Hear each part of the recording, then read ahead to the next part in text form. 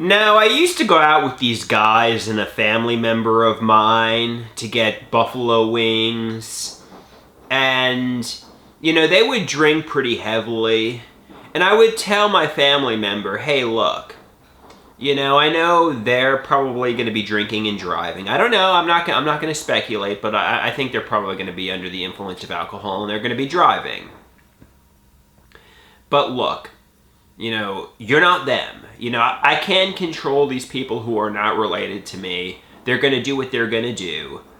But look, if you get behind the wheel of a car and you're under the influence of alcohol, and God forbid you get into an accident and you hurt yourself, or God forbid you hurt somebody else and accidentally kill somebody else, they're not going to care what a good person you are. They're not going to care that you're not a nefarious monster. They're going to throw you in jail, and they're going to lock you up and throw away the key, and jail is hell on earth, You don't want to go to jail,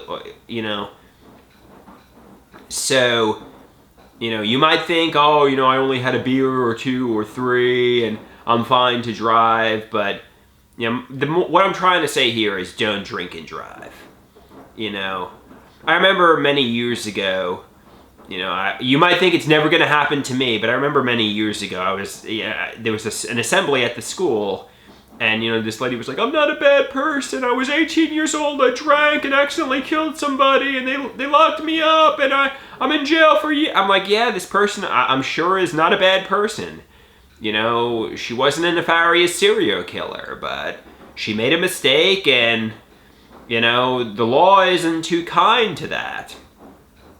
So, and the same is true for reckless driving. Don't speed, and because God forbid you accidentally hit somebody with your car and you're recklessly driving, you're going to be going to jail. The car is dangerous. Sometimes you lose sight of that, and you don't want to hurt yourself. You don't want to hurt somebody else.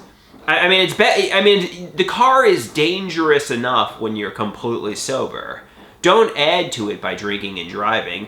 And if you hurt somebody while drinking and driving, you're going to be going to jail for a while, a long time probably. There's a reason the laws are so strict. There's a reason the laws are so severe.